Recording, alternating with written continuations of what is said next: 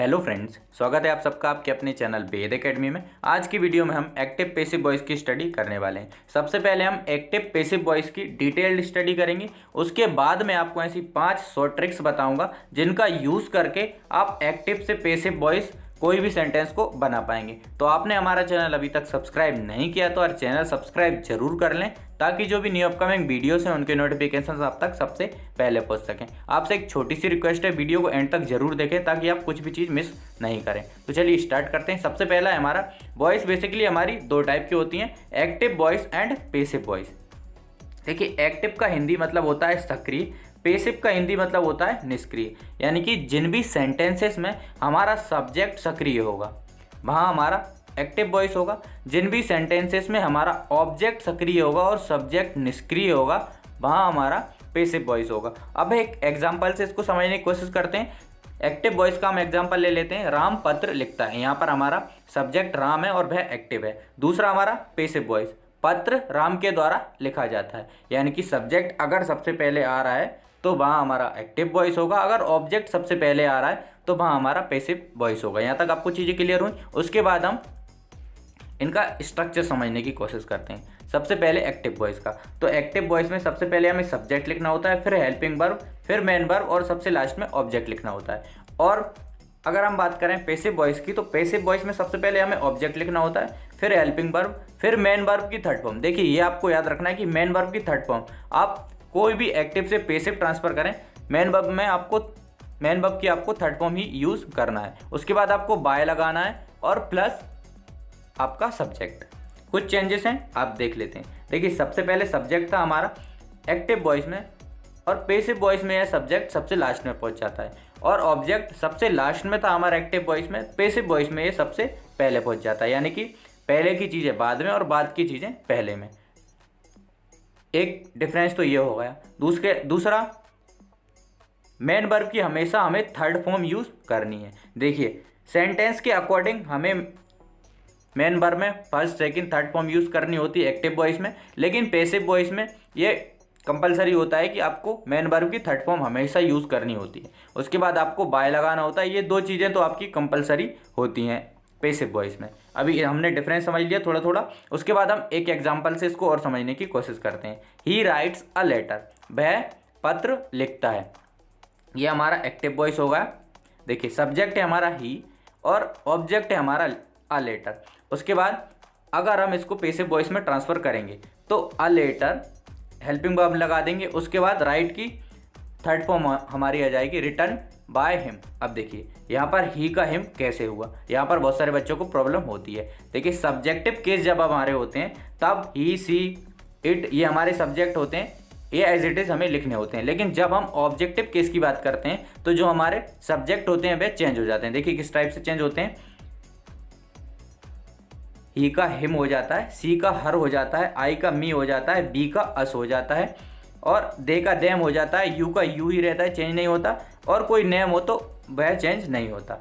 देखिए, दो चीज़ चेंज नहीं होती हैं, यू का यू ही रहता है, और कोई जो नेम होता है जैसे कि राम, श्याम, सीता, गीता, तो वो चेंज नहीं होते हैं। कौन कौन से चेंज होते हैं हमारे सब्जेक्टिव केस से जब हम ऑब्जेक्टिव केस बनाते हैं तो ही का हिम हो जाता है, सी का हर हो जाता है, आई का मी हो जाता है, बी का अस हो जाता है, और दे का देम हो जाता है। यानी कि जब हम एक्टिव वॉइस से पैसिव वॉइस में ट्रांसफ़र करेंगे तो जहाँ हमारा ही होगा तो हिम हो जाएगा, सी होगा तो हर हो जाएगा, आई होगा तो मी हो जाएगा, बी होगा तो अस हो जाएगा, और दे होगा तो देम हो जाएगा। ये आपको याद रखना है, क्योंकि हमारी सब्जेक्टिव केस में ये सब्जेक्ट्स हैं और ऑब्जेक्टिव केस में ये सब्जेक्ट हमारे ट्रांसफ़र होकर ये हो जाते हैं। इतनी चीज़ें आपको क्लियर हुई। अब हम एक एक करके जो टेंसेज हैं उनके according active passive voice transfer कर लेते हैं।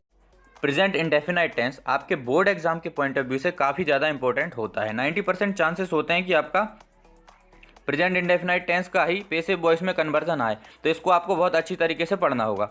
सबसे पहले हमारा एक्टिव वॉइस का स्ट्रक्चर देख लेते हैं। तो सब्जेक्ट, फिर मेन वर्ब, फिर S E S I S, main verb में S E S I S लगाना है, उसके बाद ऑब्जेक्ट लिखना है। अगर सब्जेक्ट हमारा सिंगुलर होगा तो हम मेन वर्ब में S E S I S लगाएंगे। S E S I S के सारे रूल पर एक वीडियो मैंने बनाई है, इस वीडियो के डिस्क्रिप्शन में आपको लिंक मिल जाएगा, वहाँ जाकर जरूर देखें, क्योंकि यह टेंस काफ़ी ज़्यादा इंपॉर्टेंट है आपके बोर्ड एग्जाम के पॉइंट ऑफ व्यू से। उसके बाद हमारा एग्जाम्पल हम देख लेते हैं। सी प्लेस फुटबॉल। अब देखिए, प्ले तो हमारा वर्ब है, लेकिन इसमें एस लगा है क्योंकि यहाँ पर हमारा सब्जेक्ट सिंगुलर है। जहाँ भी सब्जेक्ट सिंगुलर होंगे तो हमें मेन वर्ब में एस आई एस लगा देना है, और प्लूरल होंगे तो हमें नहीं लगाना। सिंगुलर हमारे सब्जेक्ट्स होते हैं ही, सी, इट या कोई नेम, और प्लूरल यू, बी, दे और आई।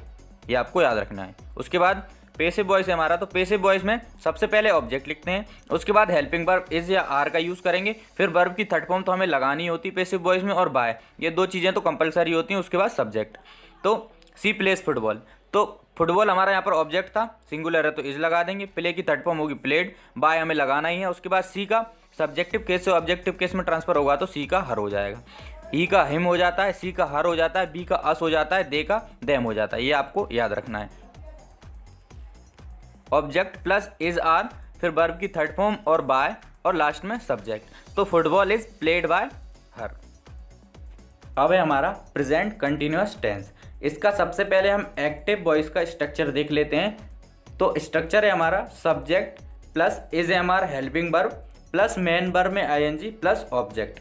अगर आपको मेन वर्ब में आईएनजी देखने को मिल रहा है तो आपको समझ जाना है कि कंटिन्यूअस टेंस की बात हो रही है। अब वो कंटिन्यूअस टेंस किसी भी टेंस का हो सकता है। उसके बाद हम एक एग्जांपल देख लेते हैं। I am writing a letter. देखिए राइट हमारा मेन वर्ब है यहाँ पर, लेकिन इसमें आईएनजी लग गई तो राइटिंग हो गया। और उसके बाद आई हमारा सब्जेक्ट है, अ लेटर हमारा ऑब्जेक्ट है। इतनी चीज़ें क्लियर हो गई। उसके बाद हमें पैसिव वॉइस का स्ट्रक्चर देख लेना है। Object plus is are, being, main verb की थर्ड फॉर्म, बाय और सब्जेक्ट। आपको याद रखना है जब भी आपको मेन वर्ब में आईएनजी देखने को मिले और उसका आपको पैसिव वॉइस में ट्रांसफर करने को आए तो आपको हेल्पिंग वर्ब के बाद बीइंग यूज कर लेना है। उसके बाद मेन वर्ब की थर्ड फॉर्म, बाय और सब्जेक्ट स्ट्रक्चर हमारा सेम रहेगा। आपको क्या याद रखना है, जब भी आपको मेन वर्ब में आईएनजी मिले और आपको एक्टिव से पैसिव में कन्वर्जन को आए तो आपको बीइंग यूज कर देना है हेल्पिंग वर्ब के बाद। इतनी चीज़ें हो गई। अब जो हमारा I am writing a letter था उसको हम पैसिव में ट्रांसफर कर देंगे। तो अ लेटर सबसे पहले हमारा ऑब्जेक्ट था तो आगे आ जाएगा। उसके बाद अ लेटर हमारा यहाँ पर सिंगुलर है इसलिए इसका यूज़ हुआ। अब हेल्पिंग वर्ब के बाद हमें बीइंग यूज़ करना है तो हमने बीइंग यूज़ कर दिया। राइट की हमें थर्ड फॉर्म यूज़ करनी तो रिटर्न हो जाएगा। बाय, आई का हमारा सब्जेक्टिव केस से ऑब्जेक्टिव केस में ट्रांसफर होगा तो मी हो जाएगा। ये चीज़ आपको क्लियर हो गई। A letter is being return by me. अब हमारा नेक्स्ट है प्रेजेंट परफेक्ट। इसका हम एक्टिव वॉइस का स्ट्रक्चर देख लेते हैं। Subject plus has have plus main verb की third form plus object.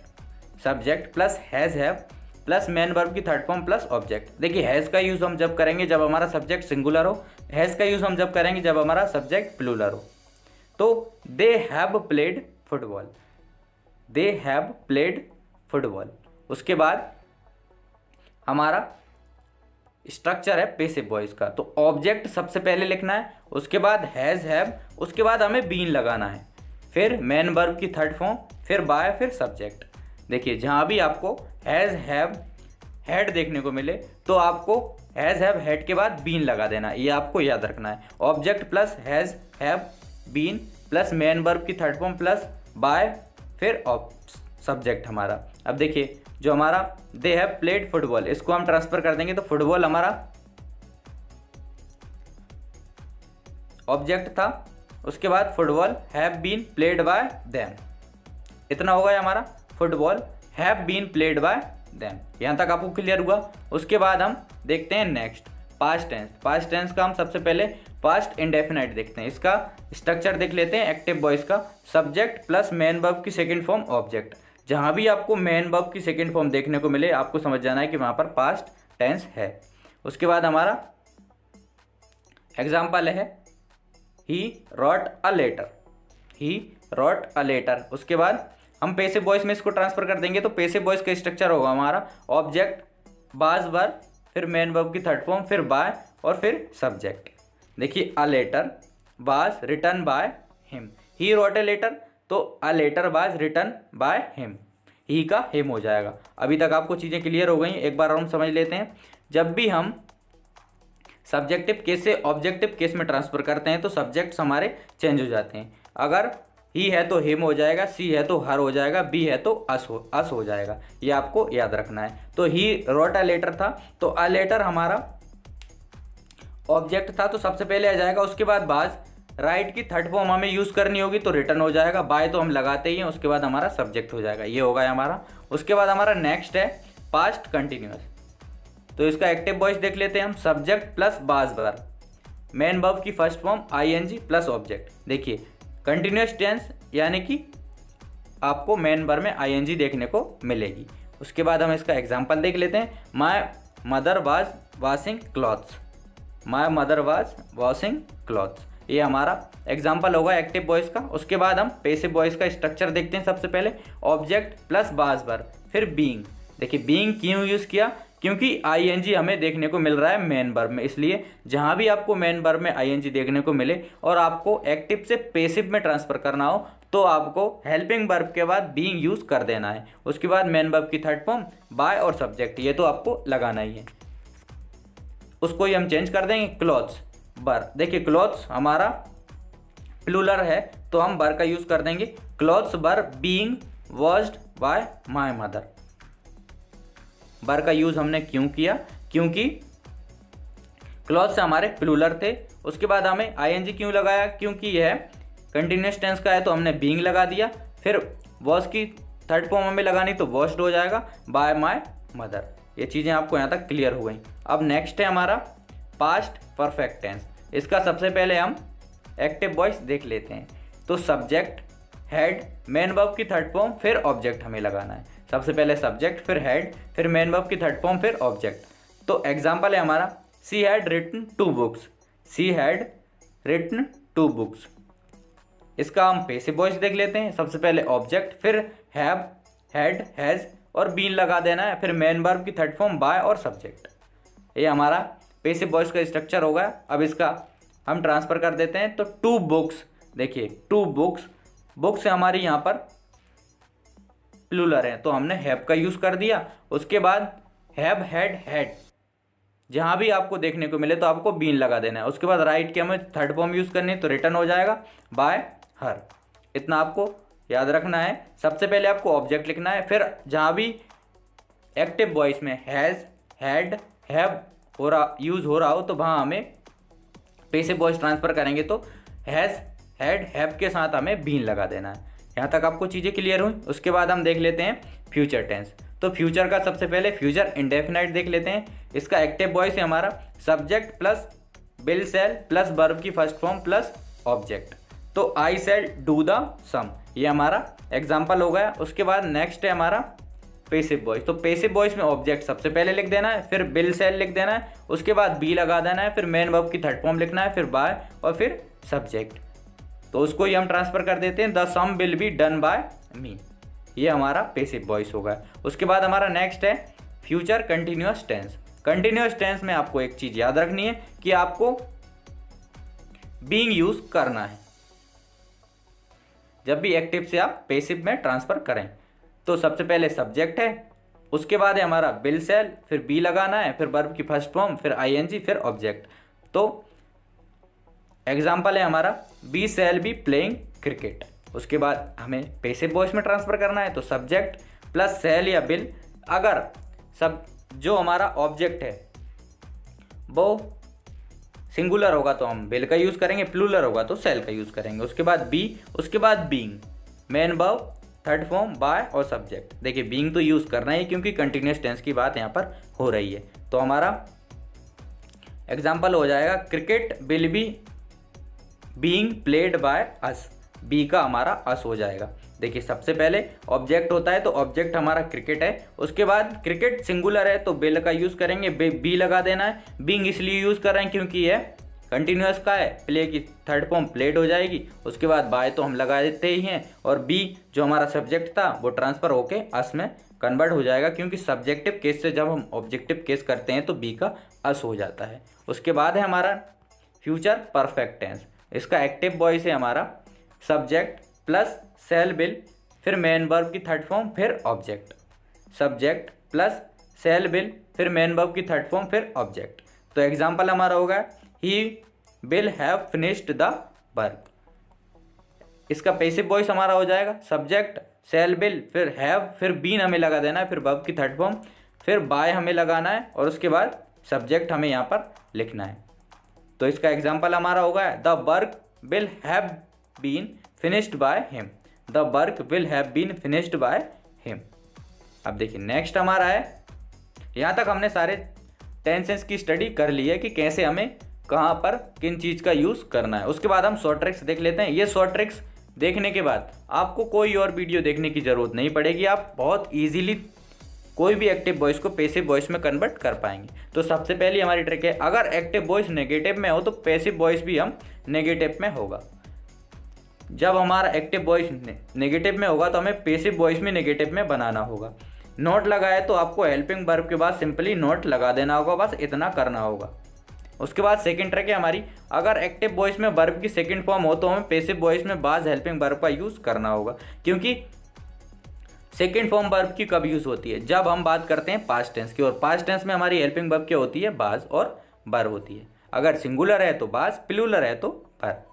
Next हमारी शॉर्ट ट्रिक है, अगर एक्टिव वॉइस में बिल, सेल और कोई भी मॉडल हो तो हमें पैसिव वॉइस में बिल, सेल के साथ बी लगा देनी है। अगर आपको याद रखना है एक्टिव वॉइस में बिल या सेल है या फिर उसके साथ कोई मॉडल है तो हमें पैसिव वॉइस में बिल, सेल के साथ बी लगा देनी है। उसके बाद हमारा नेक्स्ट है, अगर एक्टिव वॉइस कंटिन्यूअस टेंस में हो तब हमें पैसिव वॉइस में हेल्पिंग वर्ब के बाद बीइंग लगा देनी है। ये बात आपको याद रखनी है, अगर एक्टिव वॉइस कंटिन्यूअस टेंस में हो तब पैसिव वॉइस में हेल्पिंग वर्ब के बाद हमें बीइंग का यूज़ करना है।